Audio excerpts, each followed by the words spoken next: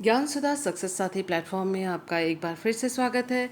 आइए आज हम करते हैं नेट जेआरएफ केमिस्ट्री के एमसीक्यूज जो कि स्पेक्ट्रोस्कोपी से संबंधित हैं। सबसे पहला क्वेश्चन हमारी स्क्रीन पे है, spectrophotometric monitoring is not suitable to determine the end point of titration of। तो ये टाइट्रेशंस कुछ हमें दिए हुए हैं एक्सक्यूज़ मी, और इसमें ये कहा गया है कि स्पेक्ट्रोफोटोमेट्रिक मेट्रिक मॉनिटरिंग यानी एंड पॉइंट का पता करना इन सभी टाइट्रेशन में किस में उतना सूटेबल नहीं है। किस मेथड के द्वारा? स्पेक्ट्रोफोटोमेट्रिक टाइट्रेशन मॉनिटरिंग के द्वारा, यानी कलर का वेवलेंथ का पता करने के द्वारा हम किसको इतनी आसानी से इनमें से मॉनिटर नहीं कर सकते हैं, एंड पॉइंट का पता नहीं कर सकते हैं। इनमें से कुछ टाइट्रेशंस बहुत ही कॉमन है जो आप स्कूल से भी करते चले आ रहे होंगे। ऑक्सैलिक एसिड पोटेशियम परमैंगनेट का टाइट्रेशन है, और इसमें जो एंड पॉइंट है वो है कलरलेस से पिंक। तो ये आसानी से स्पेक्ट्रोफोटोमेट्रिक यानी कलर के मॉनिटरिंग के द्वारा इसको आसानी से पहचाना जा सकता है। दूसरा टाइट्रेशन है आयरन 2 वर्सेस 110 फिनैंथ्रोलिन, और इसका जो एंड पॉइंट है वो भी कलरलेस टू रेडिश ऑरेंज है। इसको भी आसानी से मॉनिटर कलर के द्वारा, कलर चेंज के द्वारा किया जा सकता है। थर्ड है कोबाल्ट 3 एरियोक्रोम ब्लैक टी के द्वारा, और इसका जो एंड पॉइंट है वो ब्लू ग्रीन से लेकर ब्लू तक है एंड पॉइंट। तो इसमें जो स्पेक्ट्रोफोटोमेट्रिक जो एंड पॉइंट डिटर्मिनेशन है, टाइट्रेशन है, उतना वो सफल नहीं होगा, क्योंकि ब्लू ग्रीन और ब्लू को एक दूसरे से फ़र्क करना एंड पॉइंट में थोड़ा मुश्किल हो जाता है। इनके वेवलेंथ्स भी आप देख सकते हैं बहुत पास पास हैं। तो ये जो टाइट्रेशन है cobalt versus Eriochrome black T, ये आंसर है इस क्वेश्चन का, जिसको आसानी से हम स्पेक्ट्रोफोटोमेट्रिक मॉनिटरिंग इस टाइट्रेशन का नहीं कर सकते। निकल 2 वर्सेस डाइमिथाइल ग्लाइकोसाइम, और इसका एंड पॉइंट है कलरलेस टू रेड। तो इसमें भी कलर का एकदम शार्प चेंज हमें एंड पॉइंट पे पता कर सकते हैं हम। तो स्पेक्ट्रोफोटोमेट्रिक मॉनिटरिंग जो इस टाइट्रेशन का है निकल वर्सेस डाइमिथाइल ग्लाइकोसाइम, वो आसान होता है। तो इसका आंसर था ऑप्शन नंबर 3। नेक्स्ट क्वेश्चन हमारी स्क्रीन पे है, the band in the electronic spectrum of iodine appearing at 520 nanometre will undergo maximum blue shift. तो यहाँ पर इन्होंने पूछा है आयोडीन का जो इलेक्ट्रॉनिक स्पेक्ट्रम है उसमें मैक्सिमम शिफ्ट किस में आएगा। ये सॉल्वेंट्स इन्होंने दिया हुआ है, वाटर, बेंजीन, हेक्सेन और मिथेनॉल। इसमें हमें देखना है कि जो इलेक्ट्रॉन डोनेटिंग पावर किसकी ज़्यादा है, बेंजीन की नहीं है, हेक्सेन की नहीं है, तो ये कैंसिल आउट हो गए। वाटर और मिथेनॉल में से मिथेनॉल में एक प्लस आई इफेक्ट वाला CH3 ग्रुप है, तो मिथेनॉल की कैपेसिटी इलेक्ट्रॉन देने की वाटर से ज़्यादा है। तो इसका ऑप्शन है ऑप्शन नंबर 4। और जो यहाँ आप देख सकते हैं, methanol has low ionization potential, water has high ionization potential. तो आयनाइजेशन पोटेंशियल लो होने की वजह से इलेक्ट्रॉन ज़्यादा आसानी से दे सकता है। More electron donation from solvent to sigma asterisk LUMO of iodine, तो इसी वजह से ज़्यादा ब्लू शिफ्ट इसके अंदर होगा। और ये दिए हुए वैल्यूज़ जो अलग अलग मीडियम में या सॉल्वेंट में जो लैम्डा मैक्स है वो उनकी वैल्यू दी हुई है, और उसकी तुलना हमने की है 520 से। और हम देख सकते हैं कि यहाँ जो है 440 वाटर के लिए है, 460 वाटर के लिए है, जबकि 440 मिथेनॉल के लिए है। तो ज़्यादा ब्लू शिफ्ट वाटर से भी ज़्यादा मिथेनॉल में है, तो answer is methanol. Next question on the screen, the number of signals observed in the proton decoupled 13C NMR spectrum of the following compound। तो ये कंपाउंड हमको दिया हुआ है, और इसमें इन्होंने पूछा है number of 13C NMR। 13C NMR के संकेतों की संख्या, उसका मतलब कितने अलग अलग प्रकार के 13C, या फिर आप कह सकते हैं कितने अलग अलग प्रकार के कार्बन एटम इसके अंदर हैं। और उसके लिए हमें ढूंढना होता है कि सिमेट्री है या नहीं है, और हमें ढूंढना होता है स्ट्रक्चरल रिलेशन सबके अलग अलग है। जो अलग अलग स्ट्रक्चरल रिलेशंस है और जो सिमेट्री जहाँ जहाँ है तो वो एक जैसे होंगे, अलग अलग स्ट्रक्चरल रिलेशंस हैं तो वो अलग अलग होंगे। तो इन बातों को ध्यान में रखते हुए let us see the molecule. इस मॉलिक्यूल को हम अगर देखें तो सीधे सीधे यहाँ से ये आप देख सकते हैं कि C2 एक्सिस है, और जब हम इसको 180 डिग्री C2 यानी 180 डिग्री इसको हमने रोटेट किया तो ये हिस्सा इस हिस्से के और ये हिस्सा इस हिस्से के बराबर हमें नज़र आएगा रोटेशन के बाद। और रोटेशन के बाद हमें पता पड़ेगा कि ये और ये एक दूसरे का उन्होंने पोजीशन एक्सचेंज किया, और रोटेशन से हमें पता पड़ेगा कि ये हिस्सा और ये हिस्सा बराबर है। इसके अलावा इसमें S4 एक्सिस ऑफ रोटेशन भी है, ऑल्टरनेटिंग एक्सिस ऑफ सिमेट्री इसके अंदर है, S4 है, यानी इसी एक्सिस पे यही S4 है, इसी पे 90 डिग्री अगर हमने घुमाया इस मॉलिक्यूल को, जो ये तल से निकलकर हमारी ओर आ रहा है, 90 डिग्री पर ये फ्लैट होके तल पर हो जाएगा। उसी तरह से जो तल पे फ्लैट है 90 डिग्री पे वो तल से उभर कर हमारी ओर उसका आधा हिस्सा हमारी ओर होगा और आधा हिस्सा हमसे दूर होगा। तो उसके बाद हम जब उसका रिफ्लेक्शन करेंगे 90 डिग्री के प्लेन पर, यानी एक्सिस हमने ये लिया है, देखिए एक्सिस हमने ये लिया है S4 का, 90 डिग्री रोटेशन किया हमने, जिससे हमें जो स्थिति मिली वो होगी इस तरह से, ये फ्लैट ये वाला रिंग, और जो दूसरा वाला जो रिंग होगा वो हमारी तरफ आधा आया हुआ होगा और हमसे दूर आधा होगा, और इस तरह से। और उसके बाद उसका जब रिफ्लेक्शन हम लेंगे तो हमें यही स्थिति वापस मिल जाएगी मॉलिक्यूल की, यही हमें यहाँ पर मिलेगा। तो मिरर इमेज जो होगा, जो अल्टीमेट होगा हमको यहाँ प्राप्त होगा after rotation and then reflection, वो ये वाला मॉलिक्यूल होगा ओरिजिनल के बराबर। इसीलिए हम ये कह सकते हैं कि इसमें S4 एक्सिस ऑफ रोटेशन भी है, जिसका ये मतलब है कि ये वाला हिस्सा और ये वाला हिस्सा वो एक दूसरे के समान हैं। तो हमने इस पूरे मॉलिक्यूल को जो जितने अलग अलग प्रकार के एटम्स कार्बन एटम्स हैं उनको ABCD से मार्क किया हुआ है। एक तरह के कार्बन एटम्स को एक ही तरह के अल्फ़ाबेट से मार्क किया हुआ है। ये A हैं, देखिए ये सारे B में को बिलोंग करते हैं, ये C के हैं जो सारे एक जैसे हैं, और ये D हैं। इनके स्ट्रक्चरल रिलेशनशिप्स इस मॉलिक्यूल में एक बराबर हैं।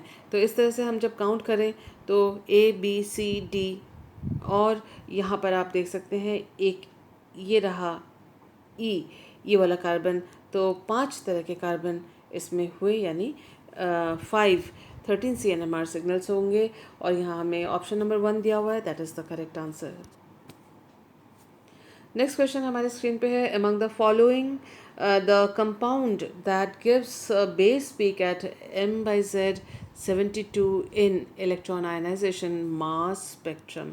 तो मास स्पेक्ट्रम में 72 का एक पीक आएगा, और ये 72 तो नहीं है। उसका मतलब क्या है कि इसमें फ्रैगमेंटेशन हुआ है, और फ्रैगमेंट कौन सा है, ये कीटोन है, और कीटोन्स जो है अगर उसमें गामा हाइड्रोजन होता है तो वो मैक्लोफर्टी रीअरेंजमेंट दिखाते हैं।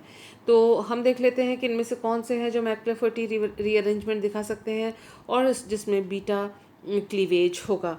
तो यहाँ बीटा क्लीवेज होगा, यहाँ बीटा क्लीवेज होगा, यहाँ बीटा क्लीवेज होगा, क्योंकि यहाँ पर भी गामा हाइड्रोजन है, यहाँ गामा हाइड्रोजन है, यहाँ गामा हाइड्रोजन है, यहाँ पर एक हाइड्रोजन है, क्योंकि हमें मालूम है हम हाइड्रोजन को हमेशा दिखाते नहीं हैं, और यहाँ पर गामा हाइड्रोजन नहीं है। तो एक बार इसको कैंसिल करते हैं। जो हमारे पास ऑप्शंस 1 2 3 4 हैं, उसमें चौथे को हमने एक्सक्यूज़ मी, हमने चौथे को हमने छोड़ा क्योंकि इसमें गामा हाइड्रोजन नहीं है, और इन तीनों में गामा हाइड्रोजन है। और हम जब यहाँ से क्लीवेज करना शुरू करेंगे और एक हाइड्रोजन जो है यहाँ शिफ्ट हुआ, जैसा कि हमने यहाँ पर देखा, और उसके बाद जो इनॉल प्राप्त हुआ उसका हमने इस तरह से कीटो फॉर्म में चेंज अगर हमने किया, तो कुल मिला के हम ये कह सकते हैं कि यहाँ से क्लीवेज हुआ, यहाँ से क्लीवेज हुआ, यहाँ से क्लीवेज हुआ। This is not the answer, इसको नेगेट किया है हमने। और हम देख रहे हैं कि इसका जो है मास है that comes out to be 72, और इसका अगर हमने पहले बार 72 निकाल लिया क्योंकि पहला ऑप्शन था, और हम देख सकते हैं कि यहाँ वो मिथाइल ग्रुप नहीं है, यहाँ पर भी वो मिथाइल ग्रुप नहीं है, तो इनका वैल्यू जो 72 नहीं है और 72 से कम है, तो ये दोनों भी हमारे रॉन्ग ऑप्शंस हैं। और the correct option is excuse me, option number 1 is the correct answer. और ये आप देख सकते हैं कि इसका मैक्लेफर्टी रीअरेंजमेंट से इस तरह से हाइड्रोजन का यहाँ शिफ्ट होना हुआ, OH प्लस यहाँ पर आया, ये मॉलिक्यूलर आयन है यहाँ पर, और इस तरह से हम देख सकते हैं दोनों इलेक्ट्रॉन्स के मूव आउट होने से ये वाला बॉन्ड टूट रहा है, ये यहाँ पर शिफ्ट होकर डबल बॉन्ड आ रहा है, और ये दूसरा जो पोर्शन है वो ये फ्रैगमेंट हमारा बना, और इसमें फिर दोबारा हाइड्रोजन ट्रांसफ़र होने से आप देख सकते हैं टॉटोमराइजेशन से 72 जो M/Z 72 का ये फ्रैगमेंट हमें प्राप्त होता है। तो दूसरे जो है B और C जो है वो 58 का फ्रैगमेंट देंगे, जो कि करेक्ट आंसर नहीं है, और D में गामा हाइड्रोजन नहीं है, इसलिए वो मैक्लेफर्टी नहीं देगा। So the correct option was option number 1 in this question. Next question हमारे स्क्रीन पे है, the molecule that will show Raman spectrum but not IR among the following. तो कौन सा इसमें से है जो नॉट IR यानी IR नहीं देगा। IR के लिए डाइपोल होना ज़रूरी है, हेट्रो एटम है, ये हेट्रो एटम होना चाहिए, तो ये हेट्रो एटम्स हैं, तो ये IR जो है वो नॉट IR स्पेक्ट्रम, तो ये तो IR देंगे।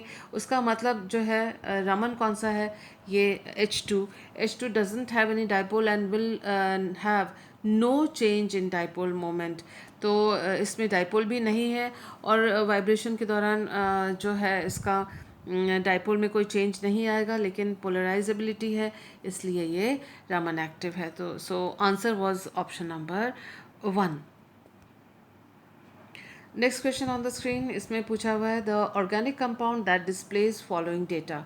तो हमने डबलेट ऑफ डबलेट के खूब सारे क्वेश्चंस इससे पहले वाले वीडियो में किए हैं, और हम यहाँ देख रहे हैं जो हमें ऑप्शंस दिए हुए हैं वो क्या है। देखिए ये 4 कंपाउंड्स हमको दिए हुए हैं, और हमें जो डेटा दिया हुआ है वो है ये एरोमेटिक, क्योंकि एरोमेटिक 6.9 से लेके 8 के बीच में आते हैं अक्सर।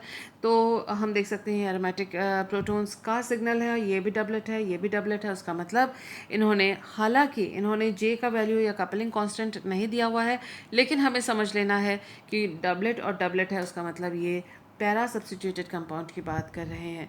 This is para, this is para, this is para, this is Meta. तो इसको सबसे पहले नज़र में हमने इसको कैंसिल आउट कर दिया। अब हम देख सकते हैं कि कुल मिला के ये जो 2 सिग्नल्स हैं वो एरोमेटिक प्रोटॉन्स के हैं, यानी बेंजीन रिंग से संबंधित हैं। बाकी कितने सिग्नल हैं, बाकी सिर्फ एक सिग्नल है, वो कैसा है, वो भी सिंगलेट है। तो हमें इन तीनों कंपाउंड्स में से नंबर 1, नंबर 2, नंबर 3 में से हमें वो चुनना है, ये तो कैंसल्ड आउट है, हमें वो चुनना है जिसमें एक ही इसके अलावा बेंजीन रिंग के एरोमेटिक प्रोटॉन के अलावा एक्सक्यूज मी सिर्फ एक NMR सिग्नल यानी एक ही प्रकार की प्रोटॉन्स इसके अंदर होने चाहिए। जब हम ऑप्शन नंबर 1 को देखते हैं, इसमें ये तीनों जो CH3 हैं वो एकदम बराबर हैं, क्योंकि ये सिमेट्रिक मॉलिक्यूल है, और ये तीनों CH3 जो है वो बराबर है, और एक ही NMR सिग्नल ये तीनों के तीनों देंगे, क्योंकि इनके निकटवर्ती कार्बन पर कोई भी हाइड्रोजन नहीं है। यहाँ देखिए ये जो कार्बन है उसके 4 वैलेंसीज हैं, और एक भी सारे CC बॉन्ड हैं, और एक भी CH इसमें नहीं जुड़ा हुआ, तो ये सारे के सारे सिंगलेट देंगे जो कि इससे मैच करता है। इसका मतलब ये option 1 is the correct answer. लेकिन क्योंकि हम तैयारी कर रहे हैं एग्जामिनेशंस की, देख लेते हैं कि ये दोनों क्यों नहीं है। देखिए ये CH3 है जो कि इन दोनों CH3 से अलग है। क्यों?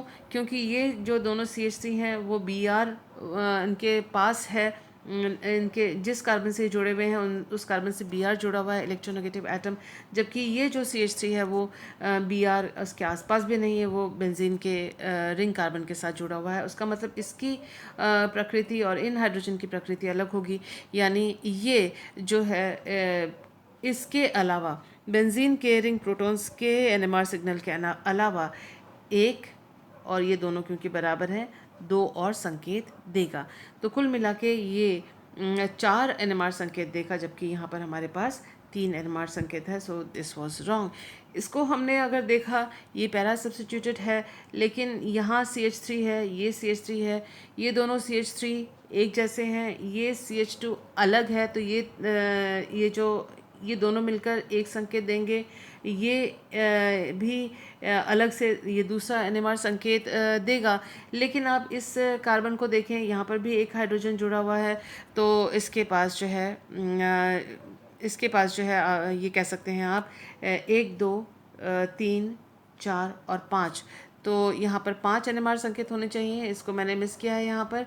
तो आप यहाँ पर ABCD लिखा हुआ है, यहाँ पर इसको E दीजिए और ये हो जाएगा 5 NMR सिग्नल्स।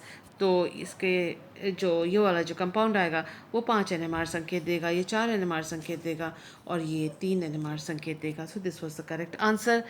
इस तरह से हम नतीजे पर पहुँचे। नेक्स्ट क्वेश्चन हमारे स्क्रीन पे है, इसमें इन्होंने ये 3 ऑप्शंस दिए हुए हैं और इन्होंने कहा है मैच कीजिए P और Q के जो ऑप्शंस हैं इनको आपस में मैच कीजिए। तो ये इन्होंने 4 ऑप्शंस दिए हुए हैं, इनमें से हमें करेक्ट आंसर ढूंढना है। पहले वाले को हमने यहाँ लिखा है, सेकंड को ये और थर्ड को हमने यहाँ लिखा है। सबसे पहला काम जो हमने किया है, क्योंकि इन प्रोटॉन्स का जो NMR संकेत है वो किस पोजीशन पे है वो डेल्टा वैल्यूज़ यहाँ पर दी हुई हैं, इसलिए सबसे पहला काम हमारा होना चाहिए कि पाई इलेक्ट्रॉन्स की गणना करना। तो पाई इलेक्ट्रॉन्स की गणना हमने की है, देखिए 1 2 3 4 5 6 7 8 9 10 11 12। अब आप ये कह सकते हैं बाकी ये जो दो है हमने क्यों नहीं काउंट किए, क्योंकि जो 2 पाई बॉन्ड्स हैं, यहाँ पर 2 पाई बॉन्ड्स हैं, एक पाई बॉन्ड नहीं है, 2 पाई बॉन्ड्स हैं। तो एक पाई बॉन्ड इस तरह से p ऑर्बिटल से होगा, दूसरा उसके 90 डिग्री पे होगा। यानी हम ढूंढ रहे हैं एरोमेटिक सिस्टम कौन सा है और जो कि रेजोनेंस कर सक रहा है, या एंटी एरोमेटिक भी है तो भी वो रेजोनेंस करना चाहिए, इलेक्ट्रॉन का डीलोकलाइजेशन होना चाहिए। तो यहाँ जो 2 p ऑर्बिटल्स हैं, एक जो बाकियों के साथ पैरेलल है और वह रेजोनेंस में डीलोकलाइजेशन में भाग लेगा, और जो दूसरा उसके 90 डिग्री पे है, यानी एक पी ऐसा है उसके 90 डिग्री पे जो दूसरा है वो रेजोनेंस में भाग नहीं लेगा। तो इसलिए हमने 3 डबल बॉन्ड्स वाले 3 बॉन्ड्स में 2 डबल बॉन्ड वाले जो ऑप्शन इलेक्ट्रॉन्स हैं, पाई इलेक्ट्रॉन्स हैं, उसमें से सिर्फ एक पाई बॉन्ड को काउंट किया है, यानी 2 इलेक्ट्रॉन काउंट किए हैं पाई बॉन्ड के, न कि 4। तो इस तरह से हम जब काउंट करते हैं तो 12 पाई इलेक्ट्रॉन्स इसके लिए आ रहे हैं। और रिंग में आप देख सकते हैं कि इसके अंदर ये एरोमेटिक सिस्टम है ही नहीं है, ये विनाइलिक सिस्टम है। और ये आप देख सकते हैं इसमें काउंट अगर हम करें तो इसमें 14 पाई इलेक्ट्रॉन्स आते हैं, 1 2 3 4 5 6 7 8 9 10 11 12 13 14 पाई इलेक्ट्रॉन्स हैं। तो हम इसको 12 पाई इलेक्ट्रॉन्स को 4n पाई इलेक्ट्रॉन सिस्टम, इसमें डीलोकलाइजेशन हो रहा है, रेजोनेंस हो रहा है रिंग के अंदर, तो ये एंटी एरोमेटिक हुआ। ये 14 पाई इलेक्ट्रॉन यानी 4n+2 पाई इलेक्ट्रॉन सिस्टम को फॉलो करता है, n की वैल्यू है इसके अंदर 3, डीलोकलाइजेशन हो रहा है यानी ये एरोमेटिक है। और ऐसे स्थिति में जो इनर प्रोटॉन है वो हाईली डी शील्डेड है, और यहाँ का जो इनर प्रोटॉन है, इसमें जो हाईली शील्डेड है, यहाँ इनर प्रोटॉन जो है वो हाईली शील्डेड है, और इसके अंदर जो एंटी एरोमेटिक सिस्टम है, इनर प्रोटॉन जो है हाईली डी शील्डेड है। हमने ये पहले भी अपने कई वीडियोस में देखा है कि जैसे ही डी शील्डिंग होती है तो डेल की वैल्यू काफ़ी हाई होती है, और जैसे ही शील्डिंग होती है तो डेल की वैल्यू लो होती है। तो अगर ऐसी बात है तो हम देख लेते हैं कि ऑप्शंस हमें क्या दिए हुए हैं। ऑप्शंस इन्होंने 6.2 16.4 और -0.61 दिया हुआ है। तो हाईली जो शील्डेड है और हाईली जो डी शील्डेड है उनको हम चुन लेते हैं। ये डी शील्डेड जो है वो 16.4 यानी इसके साथ, और जो शील्डेड है प्रोटॉन वो इसके साथ।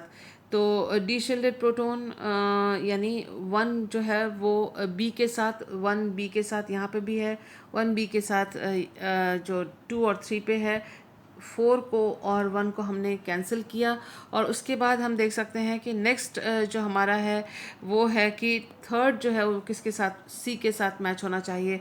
तो थर्ड यहाँ सी के साथ है, थर्ड यहाँ ए के साथ है, तो ये भी कैंसिल और फर्स्ट और टू तो कैंसिल ही थे, फर्स्ट और yes, so second option is the correct option. सही उत्तर जो है नंबर 2 है, जिसका हमने यहाँ पर एक्सप्लेनेशन पूरा दिया हुआ है। आइए करते हैं next question. The G factors of 1H and 13C are 5.6 and 1.4 respectively. तो G factor 1H और 13C का हमको दिया हुआ है, और for the same value of magnetic field strength, if 1H resonates at 600 megahertz, 13C would resonate at। अब इन्होंने G factor इन दोनों का दे रखा है, और ये पूछा है कि मैग्नेटिक फील्ड स्ट्रेंथ अगर एक जैसी है तो 1H का रेजोनेंस अगर 600 मेगा हर्ट्ज पे होता है, 13C का रेजोनेंस कितने पे होगा।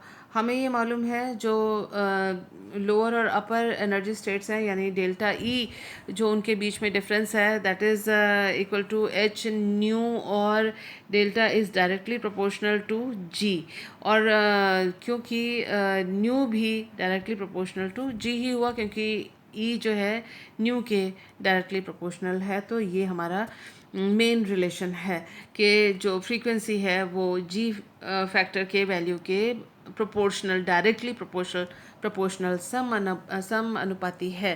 तो यानी हम ये लिख सकते हैं frequency of H divided by frequency of C is equal to g H divided by g C. हमको यहाँ वैल्यू किसकी दे रखी है, ये हाइड्रोजन की दे रखी है 600, ये हमें निकालना है। जी एच हमको दे रखा है 5.6, जी सी हमें दे रखा है 1.4। तो इन सब को हमने इस प्रोपोर्शनल जो रिलेशन है, प्रोपोर्शनैलिटी के रिलेशन में डाला यूँ करके, और सिंपल कैलकुलेशन किया तो 150 मेगाहर्ट्ज़ इसका आंसर आया। So answer is option number 3, बाकी सब गलत हैं। लास्ट क्वेश्चन कर रहे हैं। यहाँ दिया हुआ है the normal mode of ethylene is represented by this figure. तो ये डायग्राम दिया हुआ है और इसमें वाइब्रेशन दी हुई है। देखिए आप, ये सिमेट्रिक वाइब्रेशन है, ये दोनों अंदर की तरफ आ रहे हैं, यहाँ पे भी ये दोनों हाइड्रोजन जो है इथिलीन के अंदर की तरफ आ रहे हैं। ये वाइब्रेशन मोड दिया हुआ है। हमें मालूम है कि जैसे ही ये सिमेट्रिक वाइब्रेशन मोड्स इस तरह से हैं और डाइपोल में कोई चेंज नहीं आ रहा है, उसका मतलब आईआर एक्टिव तो नहीं होगा। यहाँ पर ओनली आईआर एक्टिव है, that is wrong. Both IR and Raman, तो आईआर तो होगा ही नहीं, गलत। Neither IR nor Raman, IR भी नहीं, रमन भी नहीं, ये भी नहीं होगा। और इसके लिए सिमेट्रिक वाइब्रेशन है तो ओनली ये रमन एक्टिव ही है। सो number 2 is the correct answer. So I hope this video was useful to you. Thank you for being with me.